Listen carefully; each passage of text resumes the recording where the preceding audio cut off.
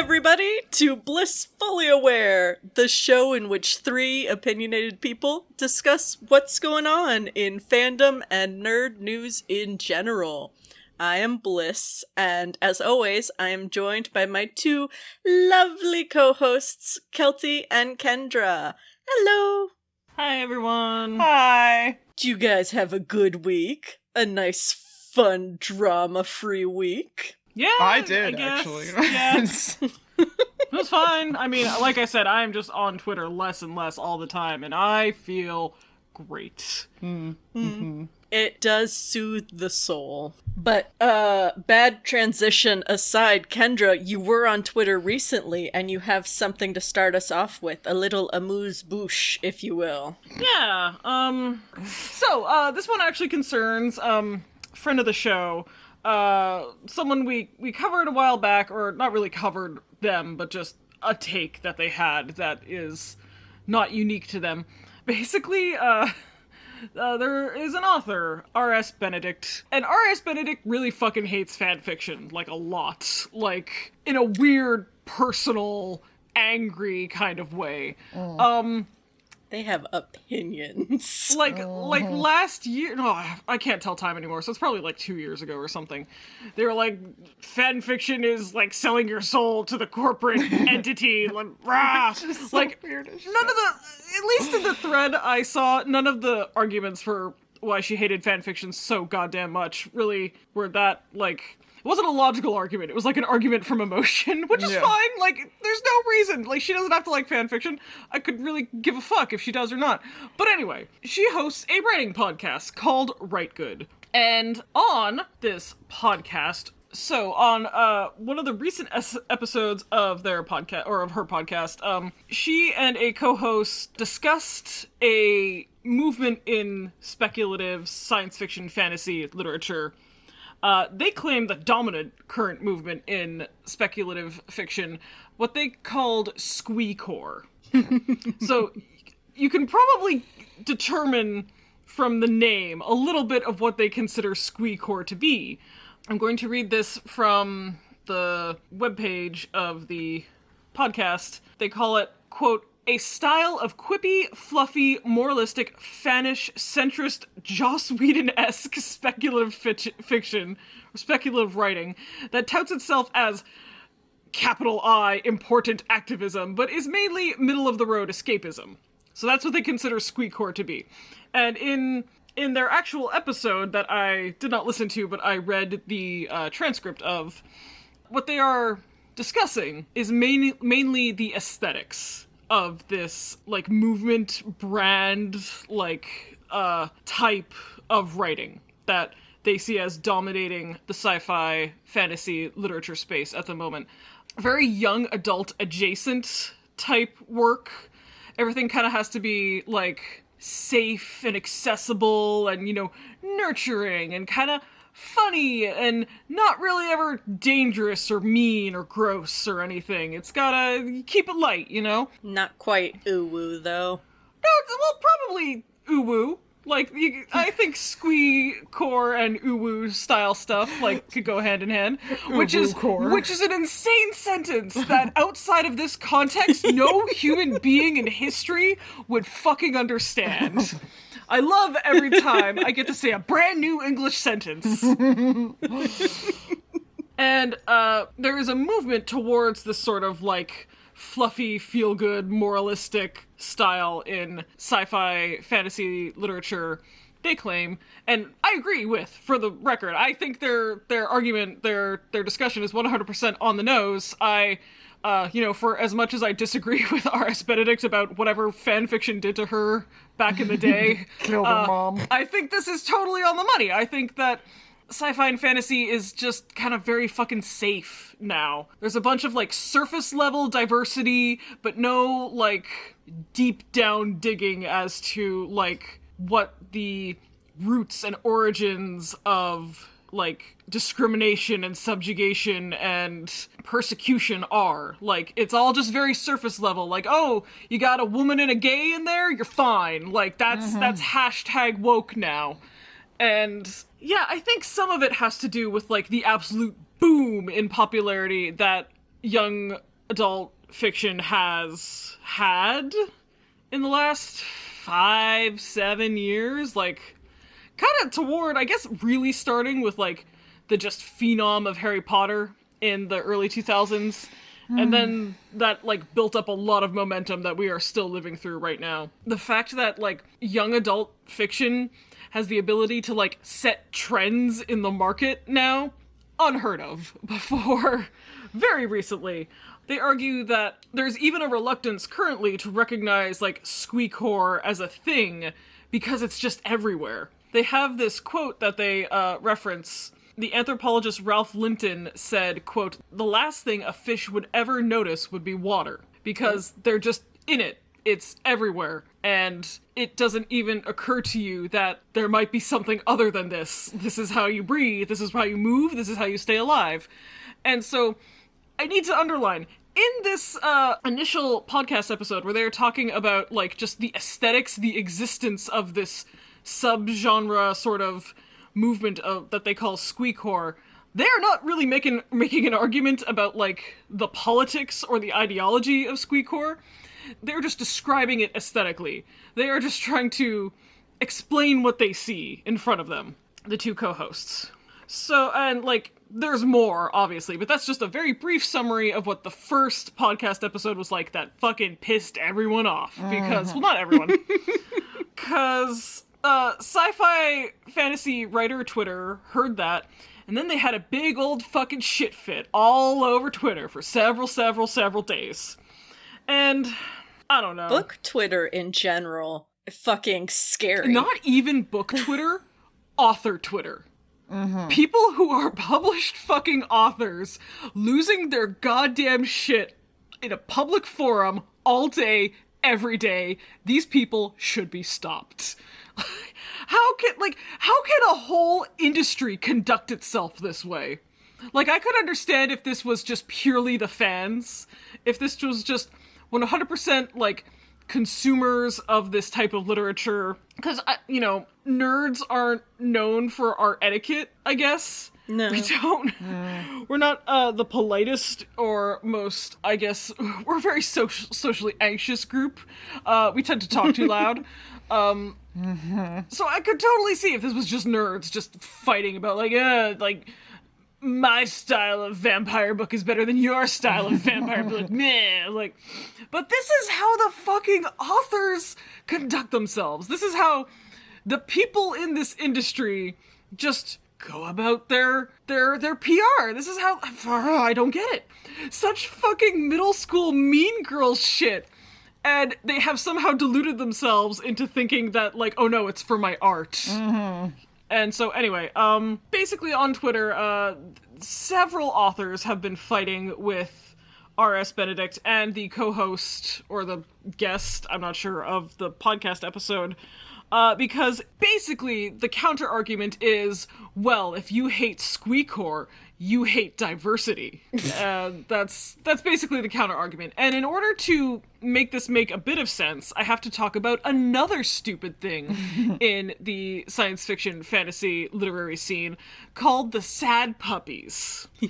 Do we remember the sad puppies? Are we aware of what the sad puppies are? I am, but please explain. Okay. Excuse me while I flip. While I flip to my other tab here on my phone. So, we probably, if you listen to this podcast, know of the Hugo Awards.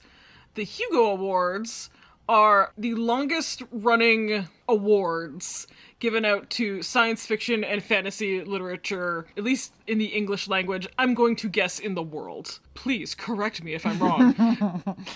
And again, I'm hugely abbreviating here. But in 2015, some people, sci-fi fantasy fans and writers, decided that science fiction and fantasy literature was just getting too woke, you know? It was just getting too leftist and snowflakey and all that. There was, like, books written by women getting nominated, books with, you know, non-white male straight characters getting nominated, storylines about things that weren't about white straight men, and they decided that they fucking didn't like that. So, they organized themselves into a voting bloc called the Sad Puppies. I don't really know why that's the name they went with. I don't really fucking care to find out. But, they were organized by a few authors who, I guess, felt like their works were being passed over for, you know, like, affirmative action type books instead. Like, oh, if only it weren't for the affirmative action nominations, my book would be getting recognition, or so on and so forth. Sure, buddy. Sure, man. Like, yeah, whatever. And through a manipulation of the Hugo Awards nomination and voting rules, which I still don't fully understand, they were able basically to get works they wanted nominated and or awarded. Mm-hmm. This included some authors who vehemently disavowed them, and like Neil Gaiman and Neil Stephenson, both two authors who did not want to be associated with this movement at all. Because, you know, if you read anything about their works, you would understand why. And again, I don't really know. I've read it a few times now, and I still am too stupid to understand how exactly they were able to manipulate the nomination process and the voting and the awards process. I don't fucking... But they were, somehow, in order to get, you know, the works they wanted nominated and recognized. And basically, from what Wikipedia tells me, they haven't tried this since, like, 2017. Basically, in 2017, the Hugo Awards somehow, again, the finer details of which escape me, changed the nomination and voting practices so that, I guess, one block of voters couldn't hugely sway the outcomes like this. Mm-hmm. And so, anyway, obviously, a lot of the politics behind this Sad Puppies movement was maybe a little conservative and a little alt-righty, and maybe, just a tiny bit, a little bit neo-Nazi-ish. I'm shocked. Just a touch. This is my shocked face. Yeah, just seems like they might have had a teensy bit of alt-right, boogaloo boy, neo-Nazi influence in their midst, let's say. And there is more to this to do with the fact that, like, one publisher in the English language, Tor Books, basically decides what sci-fi and fantasy books get published in the American market, in the English market, and there was a lot of accusations, you know, being made towards various people who worked at Tor, and that's a whole other thing. We could do a whole fucking retrospective on the Sad Puppies and the state of science fiction fantasy publishing in the English language. All that's important to know. There was a voting block of sad white men with a stupid fucking name that were able to influence certain nominations and awards. And maybe we're a little bit too conservative. Mm-hmm. How surprising. Like, from what I have seen myself, no one directly involved in the Sad Puppies has been, like, unmasked as an outright neo-Nazi. It's just that that's where a lot of their sympathies kind of point toward, is that they tend to have very alt-right sympathetic views. Anyway, going back now to the right good drama of Squeecore. One author, I guess, heard the podcast, listened to the podcast, read the transcript, and decided that the host and co-host of this episode were sympathetic to the plight of the Sad Puppies. And this author must have locked their account because I cannot fucking find their tweet or user handle again. I guess it doesn't really fucking matter. Basically claimed that they agreed with the Sad Puppies up until they found out they were Nazis. Like, the Sad Puppies were right except for the whole being Nazis thing, is what they said. For the record, R.S. Benedict is a queer woman. I don't know exactly her identity or orientation. I don't think it fucking matters. Just, I know that she's openly queer. That's a pretty fucking egregious thing to say, I think. Yeah. Because, like I said, now you're sort of basically, this author, it's basically proving their argument about Squeecore right.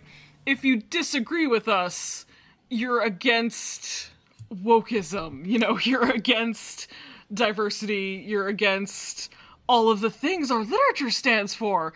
Look at all of our rainbows and happy You know what I would say? I would say Steven Universe, fucking textbook case of Squeecore. Oh, yeah. Feel free to disagree with me, but from the aesthetic elements that they list in their podcast, something like Steven Universe, Adventure Time, I have not read a lot of books like this because I actively avoid them, so I can't really name a book that follows these tenets, but I'm sure if you read fantasy, sci-fi, or young adult fiction, you have come across stuff like this. So this author has now been fighting on Twitter for a few days. It's embarrassing. I think it's a fucking, it's a shameful display to, like, post a fucking shit fit on Twitter that someone disagreed with your taste about literature. Like, I need to underline that while R.S. Benedict and her co-hosts very much do not like Squeecore, they are not calling it bad. They are not calling it, like, immoral or, like, unworthy, I guess. They're like, they find it really wishy-washy and, like, doesn't resonate with them. They want fiction that is, like, wild and dirty and raw and, like, bold, not, like, safe, penned in, super, safe is the word I keep coming back to, but super safe and accessible, surface level, diverse, ticks all the boxes, but doesn't actually challenge anything in a really big or uncomfortable way. Yeah. Ticks all the boxes, but doesn't have any depth to it. Yeah, just like, if you have a woman and a gay in there, you're fine. That's, you've ended misogyny. Well done. A non-white, but, like, ambiguous enough that it could really be any... any non-white. Yeah, like, don't commit yourself to anything too hard there. Yeah. And so, their follow-up episode of the podcast, shock surprise, is about the discourse that they generated. But they link an article by one of my favorite fantasy sci-fi authors, Jeff Vandermeer, from 2007. So people have been noticing this trend, I guess, in sci-fi fantasy literature for a while, called The Triumph of Competence, wherein, again, I'm not going to just read his whole essay verbatim, because that'd be a boring podcast. But basically, Jeff Vandermeer has noticed back in 2007 that a lot of short fiction, because that's where a lot of, like, young authors get their start, is, like, they publish short stories and anthologies and magazines and stuff. Everything's just sort of kind of good enough, Nothing's really wild or daring anymore. Nothing's, like, ugly, kind of rough around the edges, but has a real, like, is a, like, new ground-shaking thing that you haven't seen before. Calls it, quote, "But the more I've thought about it, the more I feel that my general apathy when reading a lot of fantasy short fiction today comes from finding in it a profoundly disturbing, if sturdy, middle-class professionalism. The magazines and anthologies are dominated by what I'd call centrist fiction that simply drowns in competence. It's good, it's just not great. It's clever, and it's just not trying to do more, or it does reach for more, but in familiar ways." Later on, quote, "I keep coming back to words like rough and wild and pushing and punk and visionary. Words that I was reading were more like twee and comfortable, recycled, reasonable, well-rounded, whimsical, unoriginal, well-behaved, and fuzzy." Well-behaved is a good one. Yeah. So that is, like, established authors have been noticing this trend toward kind of like the most algorithmically defined, accessible sort of science fiction fantasy. Just something that everyone can get into, doesn't really challenge you in any way, doesn't really ever make you feel uncomfortable, just kind of nice, a little bit fun, we crack some jokes, we have a good time here, and then, we're in bed by 9 o'clock. And R.S. Benedict has privated her Twitter account, which I can fucking understand, because sci-fi fantasy Twitter is monstrous. And that's the state of affairs. That's that whole thing. I feel like this podcast could just be covering sci-fi fantasy writer Twitter drama. And, like, I gotta say, like, I don't... Yeah. Last time I heard about R.S. Benedict, I really fucking thought that her take was bad, and didn't agree with her at all. Still think her take is garbage, by the way, about fanfiction. Again, I thought it was really, like, an argument from emotion more than anything else, which is fine. Again, your emotions are valid, Benedict. But it didn't really convince me of your position. No. But this one, about the aesthetics of Squeecore, fully 100% on board with. Like, I completely agree with this sort of, like, milquetoast, middling, never takes any chances, pays lip service to, like, diversity and sort of progressive, massive air quotes, aesthetics without actually digging into the uncomfortable stuff. Like, well, why are things not diverse? Maybe, perhaps, something's being done unfairly to someone, and, going on from there. But, it was kind of funny that the authors hated this being pointed out so much that they accused them of being Nazi adjacent, which was, I mean, unsurprising, but sad to see. Mm-hmm. That's a trip. And I mean, here's my deal. I love me some Squeecore. On days that I'm tired and I don't want to challenge myself, I love the comfort of a good, fuzzy, ooh-woo fantasy fiction. I really do. Yeah. Everyone's happy. Everyone's pronouns are respected. No one is ever confronted or made to feel like they don't belong. There is one type of each person. There's lots of quips. Lots of good quips. There's lots of banter. There's one of every kind of you in here. Yeah. There's not a ton of just challenging content, because then I can turn my brain off a little bit. I can enjoy the 30 minutes of colors and sounds or story or what have you, and then go back to reality. That's not what the hell world that we live in. Yeah, that's not my meat and potatoes, but I enjoy it. From what I read of the transcript, it seems to them that this is just the dominant style in publishing right now, kind of like, cyberpunk back in the day, or what they call, like, the golden age of sci-fi stuff. Like, it's just the style now. It's what's in vogue, so much so that other things don't get published. Like, that's like their complaint is, and which I agree with, is that if you have something raw or uncomfortable or, edgy in a real way, like edgy as in, like, we're confronting some harsh truths about society and we might not like what we find. Yeah, as in truly punk, there's no market share for you. Like, you won't get paid. And that's rough, because I am someone, I like my quips as much as anyone else. I like my escapism as much as anyone else, but I also like fiction, literature, all sorts of fiction, as a way to confront, like, nasty realities about society, which I otherwise do not have the power to confront in my real life. Exactly. I actually have a fun take. I actually don't really care for Squeecore. No, me neither. The Squeecore that I enjoy is Stardew Valley. Like, that's it. Where I'm playing the video game, and it's just me picking up leeks and giving them to people and kissing my pixelated girlfriend and my pixelated chickens and going about my day. And that's the extent, like, where I just play that video game. I don't read books like that. I don't typically like to watch movies or TV like that. I think probably the closest thing I watched to Squeecore was probably I watched a lot of Adventure Time back in the day. But even then, I'd watch, like, 2 episodes and I'd be like, okay, I'm gonna watch something else for a while. Like, I can only handle so much cute before it actually starts to grate on me, because I actually have the opposite problem, where when I'm dealing with my traumas or my deepest anxieties or depression, I have this instinct to be like, there's no good in the world. Don't show me happy fun time. Nobody feels this. Don't lie to me.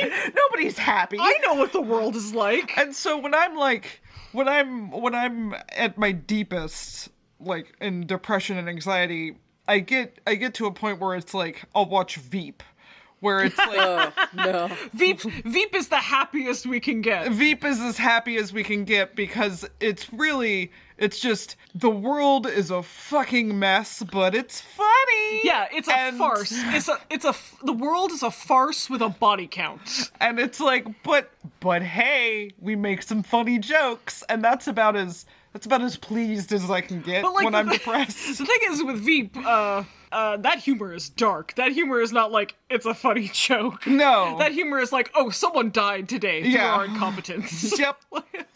Somebody lost a leg. And I'm over here with my, like, cartoons. Ooh, woo. Well, I mean, I'll watch cartoons, but I typically like cartoons that are actually kind of dark. I mean, like, I do too. BoJack Horseman. Yeah, well, no, the thing is that, like, even if I like, in the few times that I like a more or less Squeecore kind of thing, I'm like, but what if I made it worse? Like, in all of my fan fictions and headcanons, I'm like, I'm gonna make this worse. I'm gonna make this sadder. I can only enjoy it by destroying it. Which... I have, like... There is something that I see a lot on Twitter, both from writers and just random jack-offs on Twitter, arguing about, representation, dun dun dun, in media or narrative or fiction of any kind. Usually, for something like, like homophobia or misogyny, they ask this rhetorical question haughtily because they actually don't want an answer. It's a very Twitter move. But saying, like, why would you want to recreate misogyny and homophobia in your fantasy worlds? Like, don't you have an imagination? There's dragons. Why is it unimaginable that there's no homophobia in this world or whatever? Something like that. Just being like, if you at all portray homophobia or misogyny or racism or some sort of ism in your fantasy work, you are by definition uncreative and a bad writer. That's why Game of Thrones was so popular, I guess. The reason I hate that, I fucking hate it, and I want to see things that deal with my experiences, like in fantasy, in sci-fi, is one, I don't believe in a utopic society. I don't believe that there's any version of society that doesn't have conflict in it or discrimination in it. And two, because I fucking live in the world and I want to see characters experience the troubles that I experience and deal with them. That's what I get out of this, man. That's why I'm here. That's why I'm reading your fucking book. That's why I'm watching your fucking show. It's so that I can vicariously watch a character go through an emotional arc, maybe an emotional arc that I can relate to in some very personal ways, and get a catharsis out of it. So, like, if you're showing me, just everyone kind of gets along here. There's no history of homophobia or misogyny, and, like, that doesn't fucking connect with me, man, because I do actually have a history of experiencing homophobia and misogyny, and I would like to see that, combated in ways that, are original or new or exciting or triumphant or something. Like, it just never happened here. We just never a problem. I guess we're more enlightened than you. I fucking hate that argument of, aren't you creative? Why couldn't you just wish away the homophobia? And then it doesn't you'd never work have like to deal that, with it. Susan. Yeah. Well, and even in the things where, like, a show that I do like that actually did that was Teen Wolf. Teen Wolf was very basic and was just like, there's just no homophobia here. But it wasn't, there's no conflicts at all. It was just, I just don't want to delve into homophobia, but we can delve into misogyny, we can delve into this and that, which they didn't delve too deep. I mean, Teen Wolf was very Squeecore. Like, yes. Yeah. I think that's fair to say. I would say that's, I would say for the that's record, fair. it was a reboot of an 80s movie on MTV. Yes. So, like, the stakes were very low. Yes. And Teen Wolf was fucking one of my favorite shows when it was on the air. So, I love Teen Wolf. No shit on Teen Wolf. If you'll recall, though, Bliss, I made it worse. Oh, I mean, Quite often. I also made it worse. When I say I like Squeecore, for the record, I love Squeecore because I want that cotton candy sometimes. I will also take that cotton candy and make it worse. But I will put arsenic in it. I don't live off the cotton candy. I do want to explore problematic content. I want to explore the isms in my content as well. But I do need that release of serotonin I get from Squeecore sometimes. I understand that, because for me, that's Stardew Valley. Squeecore has its place, for sure. Yeah, not everything has to tackle some huge grim topic. Just the fact that this is so dominant now as to, like, push other darker, weightier, nastier forms of literature out of consideration even is sad. I'm hoping because culture historically kind of goes in waves. Like, we had the 60s, like the hippie movement, the peace love movement, like, oh man, if we all just get along and, go live in the woods and sing Kumbaya, society wouldn't be so bad, man. And then that didn't work. And then we had the Vietnam War, and we had the 70s, maybe the most cynical decade in American history thus far. And then the pendulum swung the other way, and we had the super competitive, superficial, materialistic 80s. And then we had the 90s, that was kind of like, materialism is lame, grunge is where it is, like, heroin chic and everything is miserable. And, these things, everything is kind of a reaction to its previous generation. And so, since we are in this generation of just moralist puritanism in terms of culture, I am really looking forward to the absolute cynical swing back toward just nasty, brutal, grindcore kind of fiction. I want to see how fucked up we can get. I'm really looking forward for the other shoe to drop. Just hedonism all the way down. Oh yeah, just pure, unadulterated, exploitative, 100% of the time, all the time. Yeah. Any day now. Like, people are starting to notice. I am noticing more and more people every day, like, just in terms of sheer numbers on Twitter, which I get is not a metric by which to measure all society, but it's the only one I've got. Just more and more people pushing back against this kind of moralistic purity policing each and every day. And so I'm looking forward. Bring back the gross shit. Bring back the grindhouse shit. I'm seeing more and more normies being like, who the fuck cares about Sonic's age? He's a fucking blue hedgehog. Like... Well, because that's an absurd thing to be worried about. Like, obviously. I know, but it's just funny because, like, normies never noticed that sort of thing before. Well, yeah, because normies don't want to fuck Sonic, obviously. Well, yeah, but I'm saying that I'm seeing and now, normies... thanks to the great equalizer of the internet, you have to know about everyone's fetish.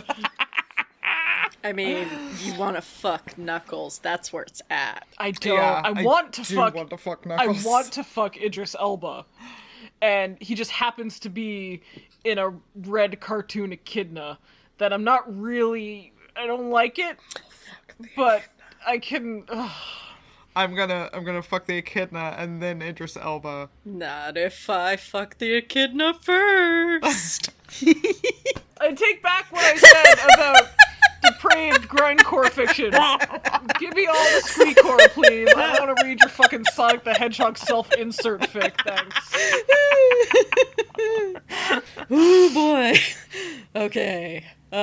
So, speaking of Squeecore, as we are. And will do until the end of time. Mm-hmm. I mean, the Lego franchise. It still exists for some reason.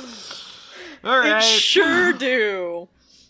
Did you know that they are doing a Lego Journey to the West spin? I do now. But for the purposes of dialogue and banter on the podcast, I'll pretend like I didn't. No! Tell me, Bliss, what is Journey to the West? I mean, I didn't know, so generally, what the fuck are you guys talking about? So Journey to the West is a very famous Chinese novel from the 16th century. It's been adapted many, many times. Super, super good novel. Would recommend. Not Squeecore. Yes. No. But, like, it's like a Don Quixote or something like that. Or, like, a Shakespeare. Like, an old, like, classic, like, this is where literature starts in our culture kind of text. Mm-hmm. Yes, it is a ye old type of writing. Mm-hmm. So, while I do recommend you read it, be prepared for that type of reading. But so LEGO has decided to try its take at adapting Journey to the West with the LEGO Monkey Kid franchise. Okay. Alrighty. Which, as they describe it, is, when the evil demon bull king is released, a young boy, MK, or Monkey Kid, must go on a journey of self-discovery to become the hero this generation needs. It's a spin. It has some of the, like, characters like the Monkey King, Pigsy, Tang. It's not gonna be a wholehearted adaptation, like, word for word, right? It's LEGO. It's LEGO, yes. And which, like, in fairness, like, Journey to the West has been adapted many times, both within China and internationally, to varying degrees of, like, faithfulness. Strict adherence to the text. Like, it is also going to be including the character Neja, which, I'm sorry if I'm mispronouncing that name. I've only heard it pronounced in adaptations, so... Apologies for our pronunciation. Yes. So Neja in Journey to the West was a general under their father and helped fight the Monkey King when, spoiler, he rebelled against the Jade Emperor. Neja... Journey to the West spoilers. Yes.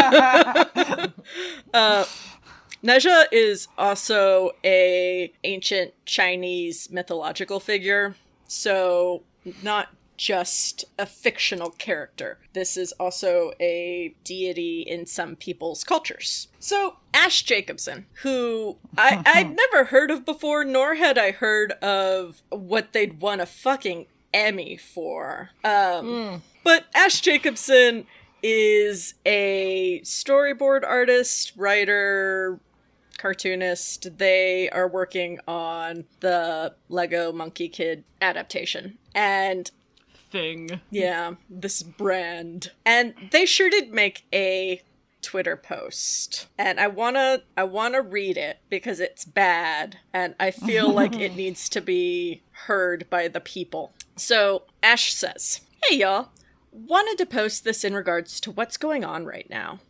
Just to help try and clear the air and clarify where clarification is needed. We love and respect y'all, and I want that to be at the forefront of every interaction." And then they go on to say, "Hey everybody, just wanted to post a heads up in regards to what's going on right now. The LMK crew unequivocally condemns pro-shipping in any form. I want to make that abundantly clear. While it may be true that our version of Neja is an adult, it's been brought to our attention that since he is historically viewed as a kid in many incarnations, there are people using the aforementioned info to validate pro-shipping ideologies." A thing that exists. Yeah. This is point blank not okay. This is a sensitive topic that I don't take lightly. We also want to represent the JTTW story in the most respectful way possible. And by if we recreating it with Legos. Animated Legos, not even just regular Legos. Yeah, the utmost respect. Cartoon Legos. And if we learn something that we're doing isn't reflecting that, we're going to change it.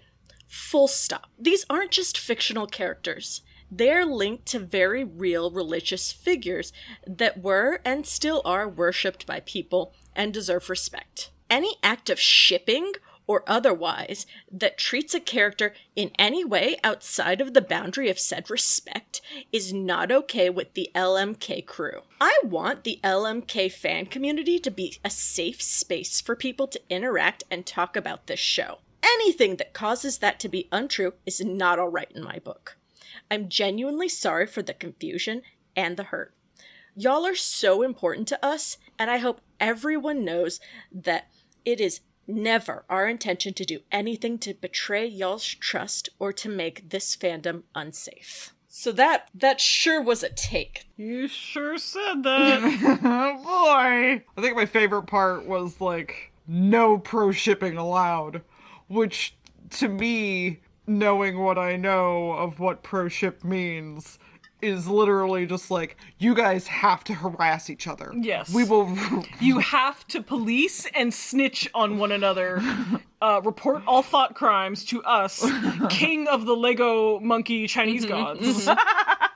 And we will send you to thought crime jail, I guess, if you think dirty thoughts about our Legos. Yeah. I have to read also this secondary tweet. After a few people were like, what the fuck are you talking about? You're not king of this fictional deity character from another culture, Westerner. Ash Jacobson replies to someone saying, I'm NGL. I'm not gonna lie. It's a relatively new term to me, meaning pro-shipper. I can't claim to know all the nuances of the term, but as I understand it, it refers to people who are okay with fictional depictions of highly inappropriate content, which is something that the LMK crew never condones. So, they chose to use this extremely loaded term that they didn't fucking understand in a way to make a big fuck off, we don't allow dirty thoughts in our Lego game, man, post. Like, just, I, like, totally 100% representing their company. I mean, just, yeah. with their whole chest, as the kids say. I'm gonna loot your Legos even harder. Like, I don't know, I didn't want to fuck your Legos anyway, man. Like... They're Legos! I genuinely, oh my God. I had no idea what they were talking about, because they abbreviate everything. So I had to look it all up. Yes. The LMK and the JTTWs. Yeah. And I was aghast when I realized that they were this was an Emmy Award-winning animator. Discussing a Lego property and pro-shipping. I mean, here's the funny thing, is that in this property that they are, I guess, king of, and can determine how people do and do not interact with this Lego is it a movie? Is it a game? I don't know. I guess it's a animation? It's a TV show and a couple movies on Amazon. Whatever. Yeah, that they are, like, making these decrees of the character is an adult. They decided is totally of age to have all sorts of freaky supernatural god sex that they want. And they're like, no, actually, because sometimes in their extra-dimensional manifestation, this character is in fact not always an adult, because they were definitely born and aged the same way we mortals do, and achieve sexual maturity the same way. And it is by that metric, because at one time, like, it's basically the ultimate logical conclusion of, like, because you were once a child, you can never consent. Yeah. Yeah. Oh. And except stupider, because it's not real, and it's about a literal mythological deity that, in fact, Lego does not have total creative control over. Nope. Well, it's just, it's insulting to me that it's like, we took this culture very, very different from our own, made it into Legos, and are now... It also really changed the story. And are now really aggressively telling you that you have to... You have to respect worship this culture. These Legos. You have to respect this culture, and I won't hear anything to the contrary. You have to respect the culture in a Western way, though. Keep your gross, nasty pro-shipping ideologies that I have no idea what they are, but I can assume out of it. My favorite thing, my absolute favorite thing, was Chinese people, either, from China or Chinese-speaking people from the Chinese diaspora, replying to this tweet in Chinese and being like, what are you fucking talking about? Like, it's being like, it's not that deep, bro. Yeah. Like, it's actually quite fine if you ship the adult Lego Chinese mythological figure with other adult Lego Chinese mythological figures, just because at one point he was a 12-year-old. It's fine, actually. Yeah. And since then, the creator has locked their account, and I don't know, I haven't been able to follow up with anything since then. It was just, oh my god, it was a bad take. Anyway. Yeah. Anyway. Did we talk about the thing? Yeah, this one was just disappointing all the way around. I want to go back to talking about Pokemon one day. Well, One day. One day soon, hopefully. one day. Until then, do you guys have a happy? Kelty and I went and saw the stage version of Kim's Convenience that was being staged in Vancouver. Kim's Convenience, little-known Canadian comedy series starring one Simu Liu before he was a Marvel movie star in Shang-Chi. It's really sweet. It's a story about an immigrant couple from Korea who now live in Toronto, and their 2 kids, and they are the first generation immigrant children born in Canada, and just all the struggles that they go through as a, like, sort of dysfunctional family, the immigrant experience, all that. And it's really, really funny, too. Like, there's a lot of, like, really great humor in it, and it was nice to see it live. It was nice to go to the theater again. The show, by the way, is on Netflix? American Netflix Yeah. as well as Canadian Netflix. I don't know about the other Netflixes, you'd have to check. But I highly recommend it. Very cute show. And that way you'd be showing some support to Simu Liu and to Canada. Yeah. Kelty, do you have a happy? I did watch that show that was like Kristen Bell's like tongue-in-cheek horror series that's like, or thriller series that's like making fun of all those thrillers. It's called like The Woman Across the Street from The Girl on the Train The or Girl in the something. Window. Yeah. And it was pretty funny. It was a pretty good show. It starts very slowly. You don't 100% see how like stupid it is right away, and then it is just like a full flip on just like nonsense, and it's pretty hilarious. So yeah, I did enjoy that. Fun. I styled a wig for the first time in a year. Oh, I saw! Yeah. It turned out pretty decent. My office smells like a full can of hairspray. Delicious. Yeah, I'm pretty pleased with how it turned out, and I'm excited to put that cosplay together. So that's fun. Yay! That is fun! Yeah. I love your cosplays. You're always so cute. Thanks. But yeah, thanks for joining us this week. If you'd like to find us online, you can find us on Twitter, Instagram, and TikTok at Blissfully Show. If you're watching us on YouTube, hi, hello. Give us a like, comment, subscribe. Let us know what your favorite Squeecore is, or if you hate the genre. I'm actually genuinely interested to know. Also, if you don't mind clicking a link to another one of our videos, that really helps us. That is what the algorithm, the almighty algorithm, is really into right now. And then, yeah, until next time, bye! Bye-bye, everyone!